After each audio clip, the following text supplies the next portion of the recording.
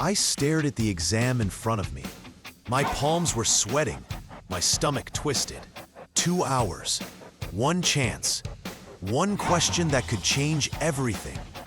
If I cheated on this test, I could become a doctor, save lives, escape poverty. If I didn't, I'd stay poor. I'd fail again. And I swear to you, the decision still haunts me. If you've ever been stuck between doing the right thing and doing what you had to do to survive, you're not alone. This story is for anyone who's ever felt powerless in a world that doesn't play fair.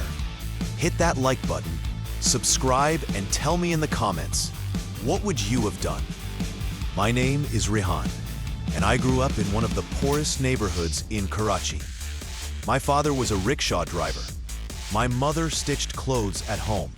We never starved, but we never had peace either. Every rupee was fought for, but I was the bright one. That's what they called me. Rehan Dr. Banega. Rehan will be a doctor. I studied by candlelight, used secondhand books, taped my shoes together when the soles gave out.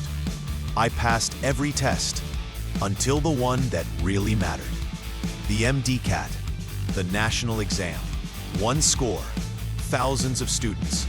Top scores get into government medical colleges. Free tuition, a real shot at life. I studied for years, gave it everything, slept 4 hours a night, didn't go out, didn't date, no distractions. And when the results came, I missed the merit list by 1 mark. 1. I still remember the way my mom collapsed when she heard. She had already borrowed money from 5 different people in our neighborhood just to help me prep. We'd skipped meals, postponed repairs, sold her jewelry for this. I tried again next year and failed again, but not because I was stupid, because I didn't have what others did. I knew for a fact that others in my coaching center had cheated. They paid invigilators, used Bluetooth devices, wrote answers in their sleeves, and they passed, every single one of them. The next year, I had one last shot. I was 22. After this, I'd be too old for most scholarships. This time, I studied harder than ever. But 2 weeks before the exam, my father fell off his rickshaw and broke his spine. He couldn't work. My mom started fainting from exhaustion. My younger sister dropped out of school to care for both of them. I was working night shifts as a security guard, studying between patrols. I slept sitting up in a plastic chair. And then, something happened. A boy from my coaching group, Armin, came up to me. He said, "Rehan, I've got the answers for the real test." I laughed at first. I thought he was joking, but he wasn't. He showed me screenshots. The paper had already leaked, and he was offering it to me for free. "I respect you," he said. "You deserve to be a doctor." More than half these idiots buying their way in. I couldn't believe it.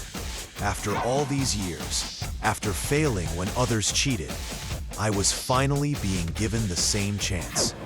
I told him I needed to think, but in truth, I already knew. If I cheated, I'd pass. If I didn't, I'd fail again, and I didn't have time to fail anymore. That night, I didn't sleep. I watched my mother snoring softly on a floor mat because we couldn't afford a bed. I saw my father trying to move but groaning in pain, and I sat by the window with the leaked exam file in my hand, staring at it like it was both poison and salvation. I told myself, I'll study these answers as a backup. Maybe I won't need them. Maybe I'll know them already. But that was a lie. I knew what I was doing. And worse, I knew how to hide it. On the day of the exam, I walked in wearing clean clothes, borrowed shoes, a heart full of guilt. I had written a few formulas on my arm. Nothing too obvious, just enough. As the paper started, I realized something. Most of the questions were identical to the leak. The temptation was unbearable. I could finish early. I could ace this. But then, I looked up and saw a girl sitting 2 rows ahead of me. She was sobbing silently, trying to remember something, erasing and rewriting, fingers shaking. She reminded me of me last year, someone who didn't have the answers, someone who was trying to play fair.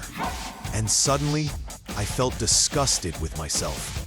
Was this who I was now? A fraud?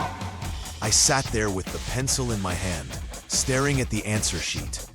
Time was running out. I had 2 choices. Use the answers, pass, become a doctor, save my family, play fair, risk everything, probably fail, stay poor. And then something in me snapped. I stood up, walked to the invigilator, handed in a blank sheet. He looked confused. "You're done already?" I didn't answer. I just walked out. I sat on the bench outside and cried. Cried for everything. The years I'd lost, the system that broke me, and the man I almost became. I didn't pass. In fact, I scored the lowest I ever had. I thought I'd be bitter, angry, but instead, I felt free. I applied for a small local nursing program. Not a doctor, but still in healthcare. Still able to help people. I started tutoring kids from my neighborhood, helping them avoid my mistakes, telling them the truth, that the system is broken, but your soul doesn't have to be.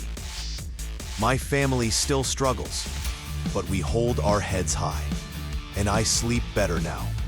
If I'd have cheated, I might be a doctor today. We might be living better. I might be wearing a white coat and earning respect. But every life I saved would be built on a lie. If I hadn't, well, I didn't. And life got harder. But at least I can look in the mirror and see someone I'm proud of. Now it's your turn. What would you have done? Would you cheat to escape poverty? Or stay honest and risk everything? Tell me in the comments, because sometimes the hardest choices reveal who we are.